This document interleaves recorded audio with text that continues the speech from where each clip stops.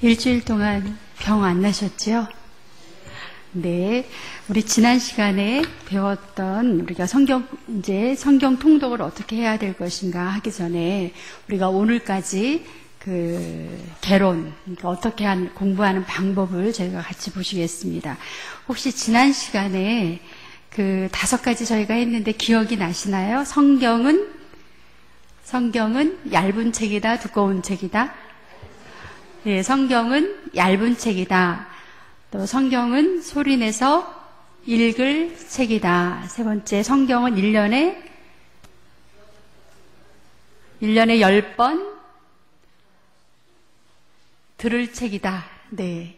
몇 분 읽으시는 거는 이제 각자 다 다르시기 때문에.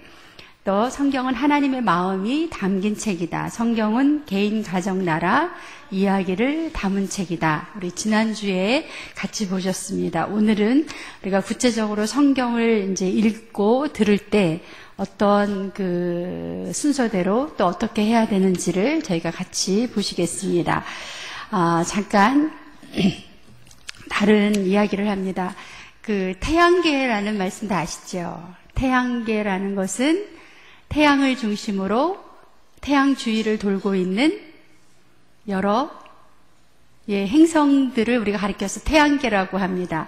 태양에서 가장 가까운 행성이 수성, 그 다음에 금성, 지구, 화성, 목성, 토성, 천왕성, 해왕성, 명왕성.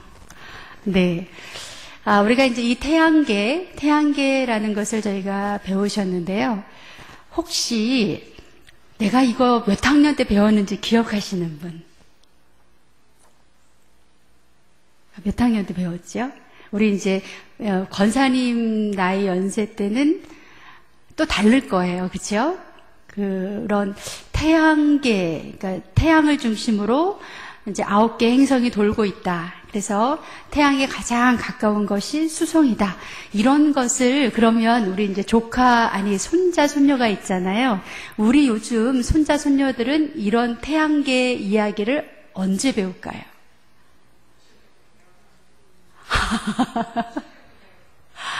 유치원부터 배워요? 유치원에서 가르쳐요?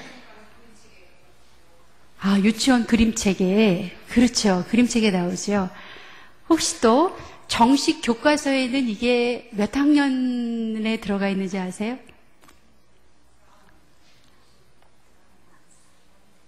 네, 4학년, 5학년. 요새 이제 교과 과정이 많이 이렇게 통합이 되고 바뀌어서 그리고 약간씩 다른데, 올해 교과서에서는 5학년 1학기 교과서에 나온다 그래요. 그러면 우리 권사님 말씀하신 것처럼 유치원 때부터 태양 그려놓고 그 옆에 이렇게 조그만 이렇게 이만한 이렇게 태양을 그려놓고 그 옆에 이렇게 조그만 이렇게 동그라미 그리면서 수성, 금성, 지구, 화성, 목성, 토성 이렇게 가리키거든요. 그러면 우리 여기 계시는 우리 권사님들께서 손을 번쩍 들고 항의하실 분 혹시 있으신가요? 아니 걔네들이 뭘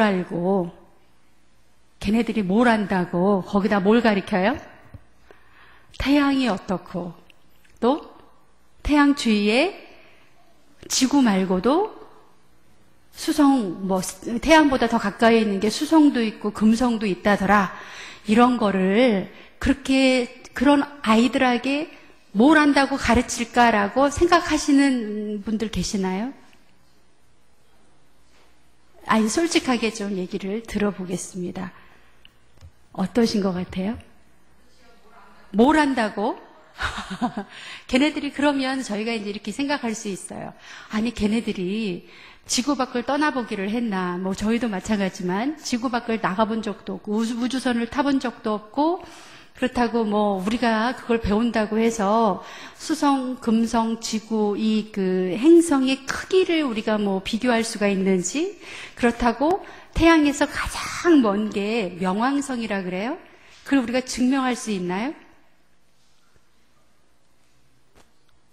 우리가 보여줄 수도 없고 증명할 수도 없고 그렇다고 걔네들한테 체험시킬 수도 없어요. 그런데 초등학생, 심지어는 유치부에서부터 이 태양계를 가르칩니다. 왜 가르칠까요? 교육이 잘못됐을까요?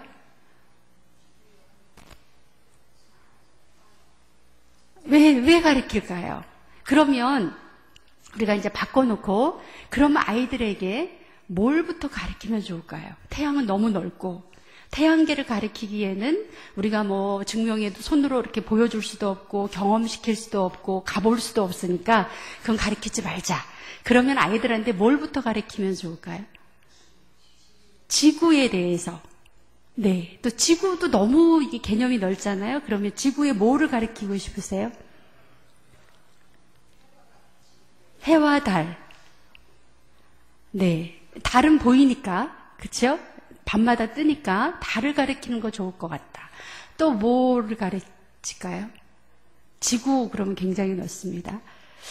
예, 저희는 아무 생각 없이 초등학교에 들어가면 이제 교과 순서에 따라서 가장 큰 것부터 배워요. 뭘부터 배우냐면 천체라는 것부터 배워요. 우리 말이 이게 어려운데, 천체라고 하면 태양을 중심으로 한 태양계뿐만이 아니라 태양계 말고도 다른 별들이 많은 거 아시죠?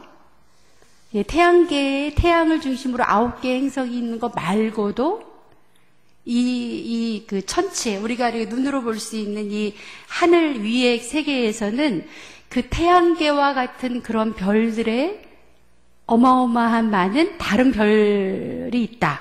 아시죠? 초등학생한테 여기부터 가르칩니다. 천체부터 가르쳐요. 그리고 얘네들이 이게 무슨 말인지 모르고 정확하게 뭐 이렇게 만져볼 수도 없고 경험할 수도 없지만 어쨌든 뭐를 외우냐면 수성, 금성, 지구, 화성, 목성. 제가 이걸 초등학교 때 외웠던 것 같아요. 이거를 가르칩니다. 그래서 이제 태양으로부터 얼마나 거리가 떨어져 있는지를 가르치고, 그 다음에 학년이 조금 올라가면 우리 장로님 말씀하신 것처럼 처음에는 천체, 천문학적인 개념을 가르치다가 그 다음에 아이들에게 지구과학을 가르쳐요. 지구과학이라는 것은 뭘까요? 정말 지구에 관한 이야기.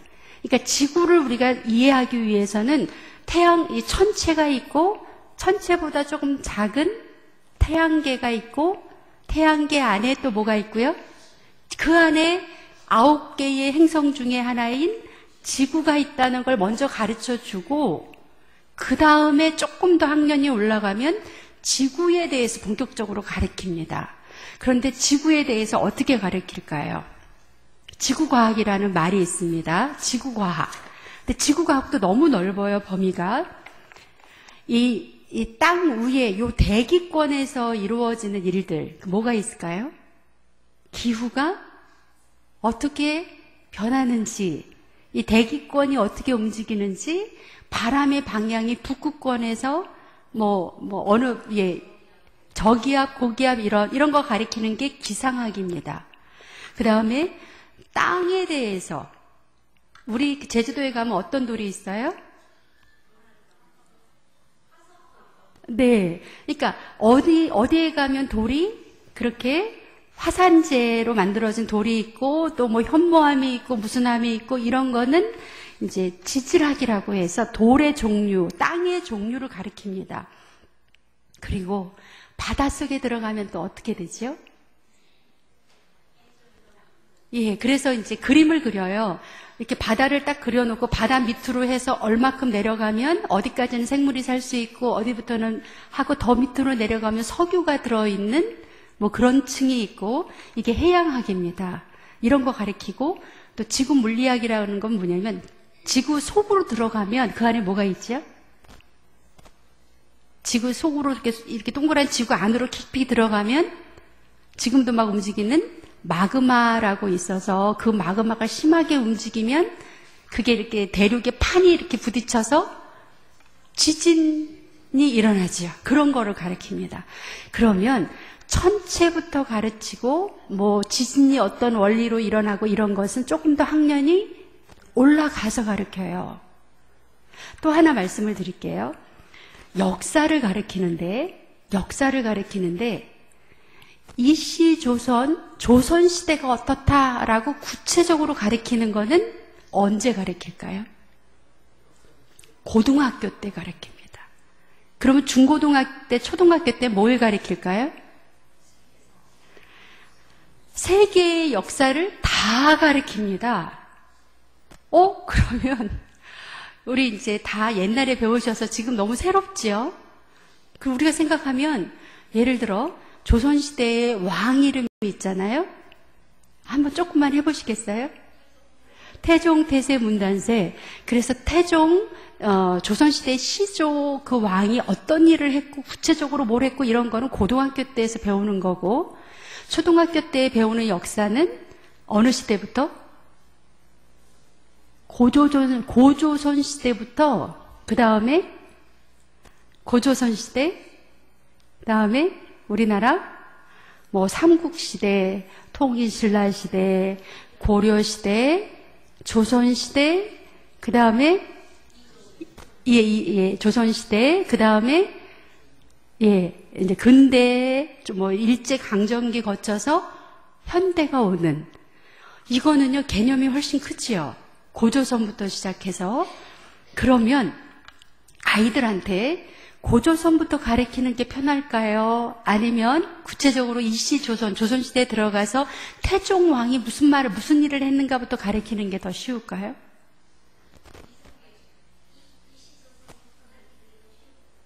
아이들이 받아들이기에는 우리가 이제 아이들한테 옛날에 있었던 얘기를 할 때는 이렇게 얘기합니다. 아주 옛날에. 그러면 그 아이들이 엄마, 할머니, 그 옛날이 언제야? 조선시대야? 이조시대? 이렇게 물어보지 않지요. 아이들은 그냥 옛날에 하면 마치 타임머신을 타고 가는 것처럼 그 시대로 아이들은 금방 넘어갈 수가 있어요. 그러니까 다른 말로 하면 상상력도 훨씬 풍부하고, 전 세계, 우리나라로 얘기하면 고조선 시대, 그 다음에 삼국시대, 통일신라시대, 이렇게 큰 틀을 가르쳐주면 그 다음에 이성계 얘기를 하면 그게 어느 시대인지를 찾아갑니다.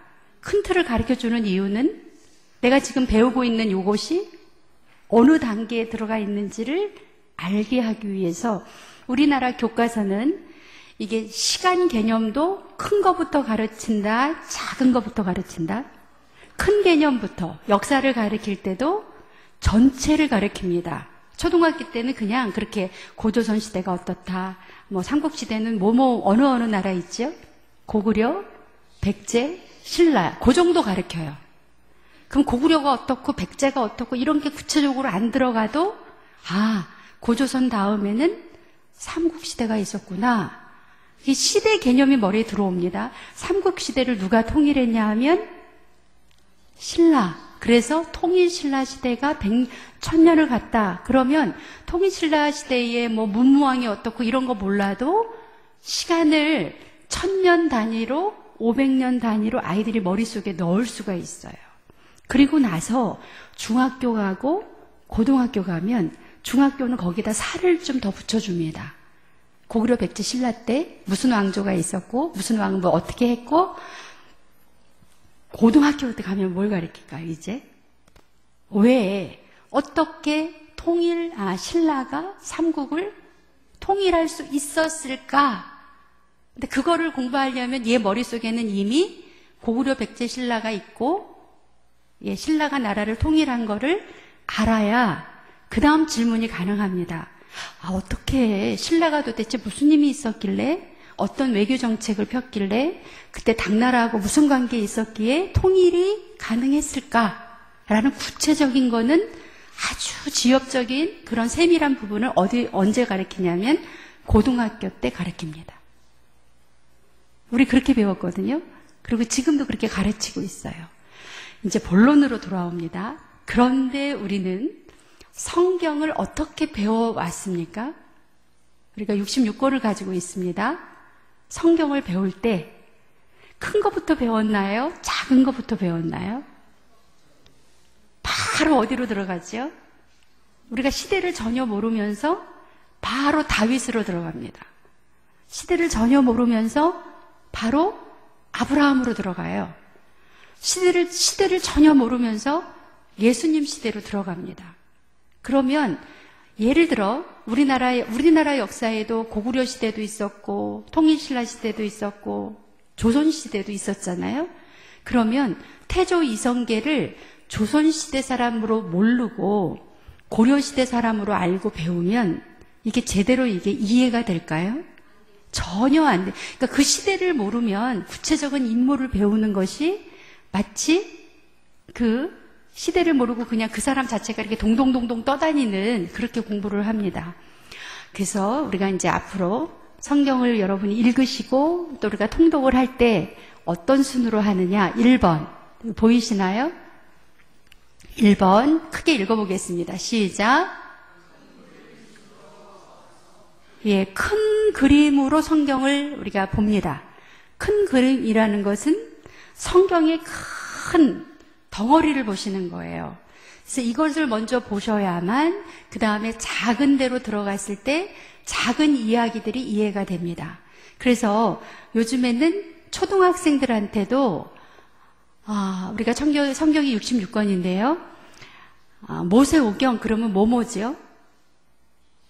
창세기, 출애굽기, 레위기, 민수기, 신명기 이 5권을 통으로 가르쳐요.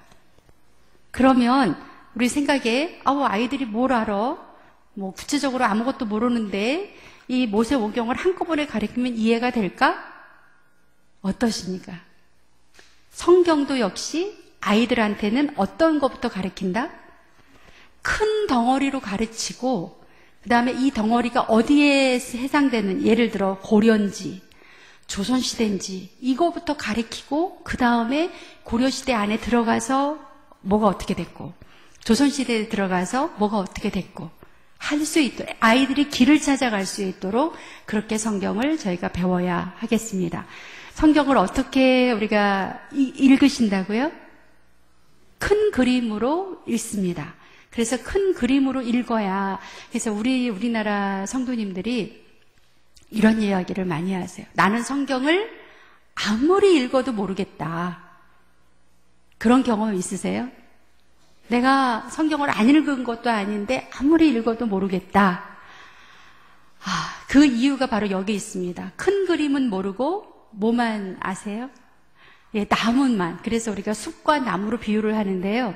우리가 여기 구름산을 올라가실 때 여기로 이렇게 해서 올라가는 길이 있잖아요. 거기 올라갈 때 딱 입구에 보면 뭐가 있냐면 구름산 산행 지도가 이렇게 걸려 있어요. 그래서 내가 올라가는 이 길이 구름산 어디쯤이다라는 것을 반드시 표시를 해주죠. 그러면 우리가 이제 산을 오르기 위해서 등산하기 위해서는 어떤 집사님이 있었습니다. 이 집사님은 거의 박사 출신이에요. 그래서 이거는 소나무고 이거는 잣나무고 이거는 뽕나무고 무슨 나무고 너무 잘하시는 분이 있어요. 그분이 산을 정상까지 올라가는 게 더 빠를까요? 아니면 지도를 보면서 이 산을 올라가는 방법을 아시는 분이 산을 올라갈 수 있을까요? 예, 그 산에 올라가다가 이 길로 가는 게 맞긴 맞는데 가다 보니까 옆에 보니까 무슨 나무 있어요? 여기 소나무네. 올라가다 보니까 이거는 소나무가 아니라 이건 잣나무네 하고 이게 소소한 즐거움은 있지만 소나무 잣나무를 아무리 잘 알아도 올라가는 길을 모르면 산 정상까지 올라갈 수 없다. 근데 우리나라에서 성경을 읽으실 때 뭐만 가르쳐 주냐면 이건 소나무입니다. 이거는 잣나무고 이거는 뽕나무고 성경에 대해서 아주 세부적인 걸 가르쳐 줘요. 그리고 뭐를 안 가르쳐 줘요?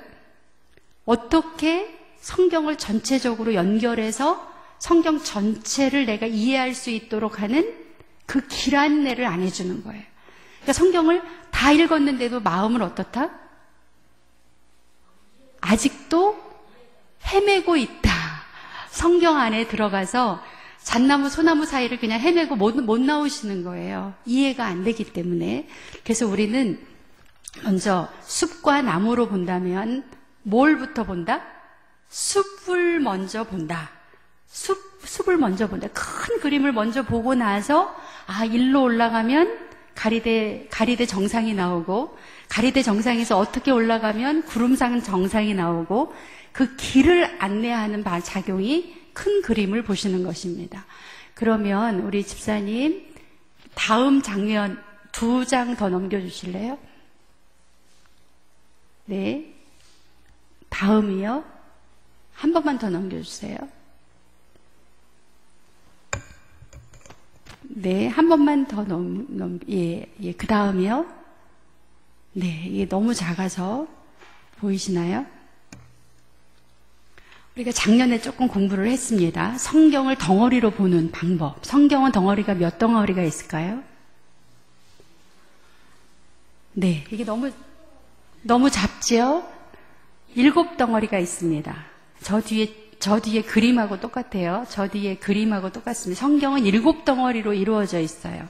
첫 번째 덩어리는 이름이 뭐죠? 모세오경. 두 번째 덩어리는 왕정 500년. 그 다음에 페르시아 7권. 그 다음에 중간사 400년. 그 다음에 사복음서, 사도행전 30년, 공동서신 9권. 덩어리가 몇 개다? 7덩어리다. 그래서 내가 읽고 있는 부분이 앞에 모세오경인지 아니면 내가 왕정을 지금 읽고 있는지 이게 정확해야만 성경이 머릿속에서 이렇게 정리가 되는 거예요. 읽으시면서.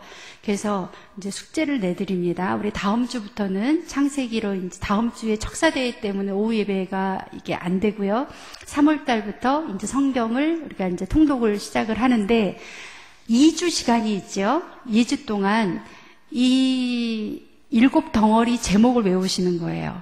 이거는 바로 뭐 하냐면 성경의 큰 숲에 올라가는 이정표라고 할 수 있습니다. 그래서 이거를 따라 올라가셔야만 길을 잃지 않고 성경을 제대로 읽으실 수 있어요. 다시 하겠습니다. 시작.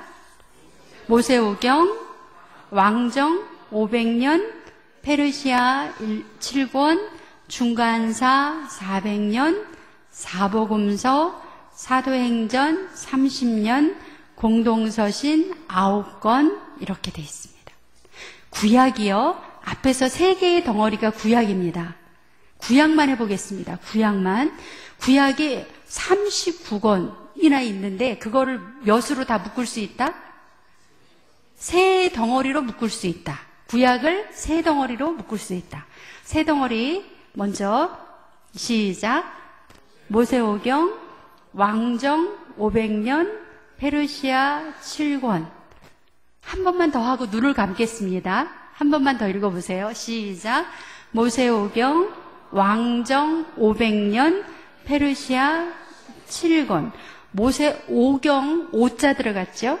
그 다음에 왕정 500입니다. 똑같이 5년, 아니 모세오경, 왕정 500년, 페르시아 7권. 안 헷갈리시죠? 예, 눈을 감겠습니다. 자신이 없으시면 뜨고 읽으셔도 됩니다. 시작. 모세오경, 왕정 500년, 페르시아 7권. 벌써 다 하셨어요. 이게 뭐라고요? 구약입니다. 쉬우시죠? 너무 쉽죠? 이 덩어리입니다. 이게 마치 고려시대, 조선시대처럼 이렇게 큰 덩어리를 보신 거예요.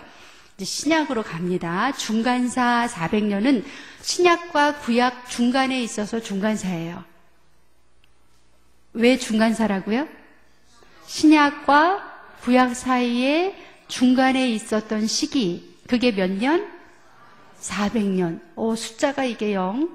처음에는 모세오경, 왕정 500년, 페르시아 7권, 중간사, 안 헷갈리셨어요. 중간사 400년. 이제 신약으로 넘어옵니다. 근데 신약은 훨씬 쉬워요. 복음서가 몇 개 있어요? 예, 4자입니다. 마태복음, 마가복음, 누가복음, 요한복음. 그래서 4복음서예요. 이건 안 헷갈리시죠? 복음서가 몇 개예요? 4복음서입니다. 4복음서. 사도행전이 30년. 예, 4보다는 짧지요. 사도행전 30년. 그 다음에 공동서신 9권. 우리 배우셨습니다. 공동서신은 예, 모든 교회가 다 읽으라고 공동으로 보내는 그런 서신 몇 권? 9권. 네, 신약만 해보겠습니다. 신약만. 복음서가 몇 권? 그래서 4복음서. 사도행전 몇 년? 30년. 그 다음에 공동서신 9권. 잠깐 속으로 한번 해보겠습니다. 눈을 감고 입을 속으로 각자 다 이게 성경 7덩어리가 내 머릿속에 이렇게 정리가 되는지 시작.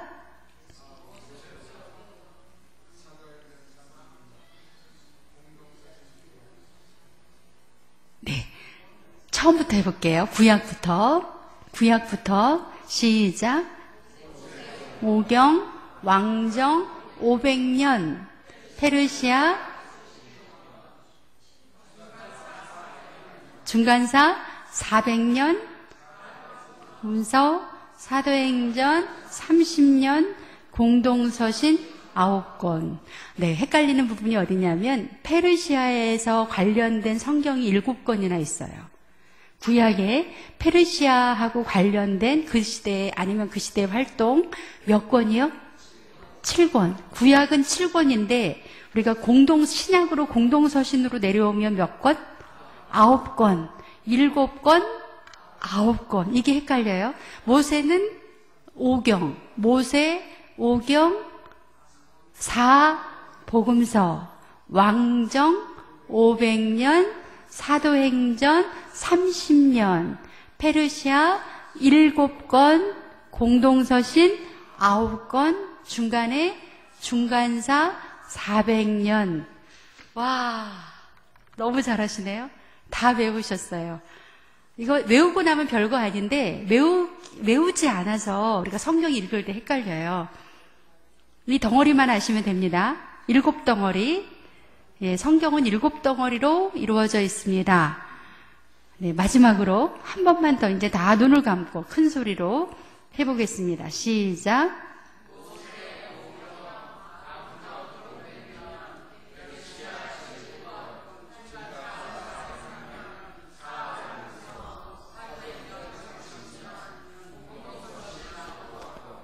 네, 잘하셨습니다. 눈을 뜨겠습니다. 아, 이제는 성경이 덩어리로 전체가 다 들어와 있어요. 7덩어리가 성경이 다 들어왔습니다. 저희가 이제 이 안에 들어가서 이제부터 7덩어리 안에 그 안에 들어가서 이제는 나무를 보시면 돼요. 덩어리를 이제 봤으니까. 그러면 집사님 오늘 5가지 특징 그쪽으로 다시 넘겨주세요. 앞으로. 네, 2단계 앞으로요. 네, 거기 보시면 두 번째 시작. 이야기로 구성되어 있습니다. 성경의 모든 이야기는 성경 내용은 내가 이야기로 말할 수 있어요. 이야기로 말한다는 것은 우리 장로님 잠깐 제가 여쭤볼게요. 군대에서 생활하셨던 거 다 이야기하실 수 있죠. 그게 이야기입니다. 우리 효주가 아기를 낳았잖아요. 섣달 구음에 아기를 낳습니다. 근데 진통을 꽤 오래 했더라고요. 병원을 가보니까. 효주가 이제 아기 낳고 나서 산모들 또래 만나서 어떻게 아기 낳았어? 그러면 자기 얘기니까 몇 시에 들어가서 진통을 어떻게 하고 아기가 나올랑 말랑 하다가 나중에는 뭐까지 생각을 했냐면 이거 제왕절개를 해야 되나까지 고민을 하면서 너무 진통을 오래 했대요. 그 이야기를 책 보지 않고 혼자 얘기할 수 있다 없다? 누구 얘기니까? 자기 얘기니까. 이봉자 원사님은 시집살이 안 하셨죠? 그러면 말이 안 되고요. 누구 시집살이 하신 분, 나는 시집살이 했어요. 그러시는 우리 어느 권사님이 있다고 해보세요. 그럼 그분은 자기 이야기를 책으로 써서 읽어야 될까요? 그냥 시집살이 얘기 시작하면 그냥 입에서 줄줄줄줄 나와요. 그런데 그거 잊어버리나요? 안 잊어버리나요? 왜 안 잊어버릴까요? 자기 일이니까가 1번. 두 번째는 자꾸 얘기를 해서 그래요. 어른들을 만나보면 저 얘기 들은 이야기인데 또 하세요. 거짓말 붙여서 몇 번 들었다? 100번 들었다. 왜냐하면 그분은 자기 얘기 때문에 계속 얘기합니다. 그런데 이상한 거는 내가 다시 얘기하지 않는 내 과거는 잊어버려요? 안 잊어버려요? 내 얘기지만 자꾸 내가 말하지 않는 거는 잊어버리게 돼요. 그런데 입으로 자꾸 말하는 거는 절대 안 잊어버려요. 성경은 이야기다라는 이 말씀은 모세의 이야기, 모세가 출애굽했던 그 이야기가 누구 이야기여야 돼요? 내 얘기가 돼요. 모세가 이스라엘 백성들한테 그 시내산에서 하나님의 음성을 듣고 다 이스라엘 백성들 앞에 나타났는데 이제 하나님이 너네들을 노예에서 해방시켜 주겠다라고 말을 했더니 이스라엘 백성들이 그 얘기를 듣고 어떻게 했어요? 처음에는 그래도 이렇게 말을 들었어요. 그러다가 파라오가 안 된다 하고 지푸라기도 안 주면서 벽돌을 찍어내라고 하니까 백성들이 막 아우성을 치면서 모세한테 막 대어들었어요. 근데 보세요. 그런 모세의 스토리를 내가 만약에 모세라면 그거 책 보고 얘기하겠어요? 그 역사적인 그 아팠던 순간을 책 보고 얘기 안 하죠. 어떻게 입을 열면 줄줄줄줄 나와요. 근데 우리가 창세기를 그렇게 많이 읽어도 왜 모세의 10가지 재앙 이야기가 맨날 헷갈릴까? 남의 얘기니까. 그게 감동을 안 가지고 내가 읽어서 그래요. 내가 이때 모세라면 내가 파라오를 만나면서 애절했던, 화가 났던, 억울했던 그 심정이 내 심정이라면 그게 잊어버려질까요? 그러니까 어떻게 우리가 성경을 읽었냐면 읽으면서도 이거는 누구 이야기? 남의 이야기. 근데 왜 읽으셨어요? 읽으라니까. 그리고 복 받는다고 하니까 읽었습니다. 그런데 그렇게 하면 복이 조금 더디오지요. 어떻게? 그 모세가 내가 되고 다윗이 내가 되고 이게 내가 돼야 나한테 주는 말씀이고 그 스토리가 이야기가 돼서 오늘 신명기 말씀에 내 자녀에게 강론하라 이 말은 가르치라. 근데 어떻게 가르쳐요? 너 거기 앉아있어. 이거 지금 책 펴야 되니까 이거 읽어줄 테. 이렇게 되면 가르치는 게 아니에요. 애를 앉혀놓고 내가 장로님 군대 갔다 왔을 때 얘기하는 것처럼 리얼하게 실감나게 내가 아기 날 때를 얘기하는 것처럼 막 얼굴에 막 금방 눈물이 글썽글썽해지는 그런 내 감격을 가지고 이야기를 해줘야 그 이야기가 설득력이 있습니다. 어떻게 읽으신다? 이야기로 읽습니다. 2번 성경을 어떻게 읽어요? 네, 우리 김수진 집사님 이제 출애굽 읽으실 때 집사님이 뭐가 되시는 거예요? 모세가 되시는 겁니다. 이 내 얘기가 돼야 돼요. 그래야 이게 성경 안으로 들어갑니다. 그래서 이때 백성들이 내 말을 안 들어줬을 때 모세가 얼마나 마음이 아팠을까? 내가 얼마나 억장이 무너졌을까? 모세의 느낌을, 모세의 감정을, 생각을 그대로 내가 이렇게 흡수를 하셔야 그때 주시는 하나님의 말씀이 그게 은혜가 되는 거죠. 모세에게 주시는 말씀이 나에게 주시는 말씀으로. 성경의 모든 내용은 뭐다? 이야기입니다. 이야기로 되어 있습니다. 이야기로 되어 있다는 것은 내가 그것을 어떻게 할 수 있다? 보지 않고 말할 수 있다. 만약에 성경이 수학 공식으로 되어 있으면 여러분 이거 다 말로 할 수 없어요. 근데 성경은 너무나 다행스러운 게 뭐로 되어 있다? 이야기로 되어 있어요. 모세 이야기, 아브라함 이야기, 다윗 이야기, 여호수아 이야기, 예수님 이야기, 예수님의 제자, 또 사랑하는 요한의 제자 이야기로 되어 있어요. 그래서 그걸 내가 정말 내 이야기로 이렇게 읽으시면 바로 뭐 할 수 있다? 이야기해 줄 수 있다. 그러니까 우리가 성경 읽는 방법이 많이 잘못됐습니다. 여러분들이 그냥 읽어야 돼서 읽으시면 별로 은혜가 안 되죠. 이제부터 읽으실 때는 내 이야기입니다. 이 이야기는 내 이야기입니다. 하나님이 나에게 주신 말씀이에요. 내 이야기입니다. 한나가 아이를 못 낳아요. 아이 못 낳는 거 경험해 보셨어요?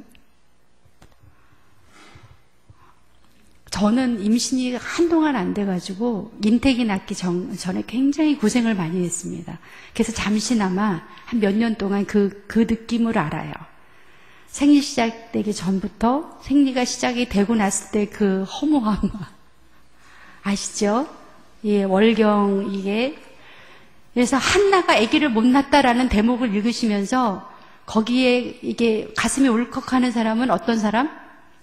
나도 아이 때문에 고생했던 사람은 이 이야기가 남의 이야기가 아니에요. 그런데 결혼하자마자 하나님이 너무 축복하셔가지고 아이를 줬어요. 그런 분들은 아이에 대해서 어떻게 생각하세요? 그렇게 간절하지 않아요. 때로 부부싸움하고 나면 아유 뭐라 그래요? 왜 생겨가지고 그치요? 너무나 잘하시네요. 이심전심입니다. 왜 생겨가지고 그 말이 그냥 그게 용기까지 딱 나오죠. 그런 분들은 한나가 아기를 못 낳아서 막 그 분인나한테 막 소름당하고 하는 이야기를 읽을 때 그게 내 이야기로 오기가 굉장히 어려워요. 그렇죠? 그렇지만 그 아이를 못 낳았다고 생각을 하면서 그걸 읽으셔야 됩니다. 그래 그 한나 이야기가 은혜가 되지요. 성경은 뭐다? 이야기입니다. 그래서 성경을 읽으시면 성경을 바로 덮으시고 이야기를 하세요. 또 아무나 붙잡고. 손녀가 있으면 더 좋습니다. 얘 일로 와봐. 내가 오늘 성경을 읽었는데 글쎄 한나라는 할머니가 이러면서 이야기를 하셔야 돼요. 없으시면 누구랑 할까요? 누구랑 할까요? 우리 권사님들 만나시면 서로 얘기하셔야 됩니다. 글쎄 한나가 그래서 내가 오늘 창세기 몇 장을 읽었더니 한나가 이랬대. 그러면 그 이야기를 같이 읽으시면 옆에 있는 권사님이 근데 그때 이랬잖아. 한나가 그때 뭐 하나님한테 울부짖었잖아. 이게 교인들의 대화 방식이에요. 그러니까 우리의 이야기의 주제는 성경 스토리가 돼야 됩니다. 성경 이야기가 돼야 됩니다. 그렇게 해서 우리가 이게 몸에 이게 성경이 딱 달라붙어야 돼요. 세 번째가 뭐지요? 네, 저건 저희가 이제 앞으로 할 겁니다. 저거는 이제 제가 앞으로 계속 저렇게 할 거고요. 네, 저거 이제 3번, 4번은 제가 앞으로 저런 식으로 우리 교회에서 할 거고요. 5번, 시작. 네, 우리가 큰 덩어리로 공부한다고 하니까 겁이 나요. 어머, 유치부 아이들한테 이거 어떻게 가능합니다. 초등학교 아이들한테 가능할까요? 불가능할까요? 가능합니다. 모세 오경을 가르칠 수 있어요. 왜냐하면 걔네들은 뭘 배우기 때문에 천체 물리학을 배우는 거예요. 태양이 어떻고 우주가 어떻고 이런 거 배우는 애들이 성경의 모세 오경쯤은 얼마든지 배울 수 있어요. 근데 우리가 걔네들을 못한다고 가르치지 않았기 때문에 아이들이 성경 안으로 들어갈 수가 없어요. 지도를 안 만들어주기 때문에 성경이라고 하는 그 산을 올라갈 수가 없습니다. 누구나 다, 특히 어린 아이들도 할 수 있습니다. 특히 우리 젊은 집사님들은 내가 열심히 은혜 받고 그 이야기를 반드시 아이에게 스토리로 이야기해준다. 실감나게. 그렇게 해주시면 성경이 그 아이의 초등학교 때 특별히 그림이 다 그려져서 마음에 이렇게 우리가 딱 배우면 수성, 금성, 지구, 화성, 목성 이게 나오듯이 성경이 이렇게 마테마가, 누가, 요한 뭐 이렇게 쫙 나오면서 나와야 됩니다. 그렇게 해서 우리가 이번 1년 가겠습니다. 신나겠지요? 네, 이제 저 눈을 보시면서 신나겠죠? 예, 오늘 안 오신 분들은 어떡하죠? 제가 따로 이렇게 다 전화해서 특강을 할 수도 없고 예, 오후 예배 빠지시면 안 됩니다. 그래서 이렇게 저희가 이제 어떤 자세로 공부할 건가를 저희 이제 딱 마음 먹고, 성경은 얇은 책입니다. 성경은 큰 덩어리로 시작을 합니다. 그리고 성경은 누구나, 어린아이들도 말할 수 있습니다. 그래서 우리가 2015년 우리 교회는 최소한 성경을 가지고 이야기할 수 있는 그런 교회로 저희가 더 이렇게 성숙시켜 나가는 그런 교회로 우리가 시작을 하겠습니다. 기도하시겠습니다.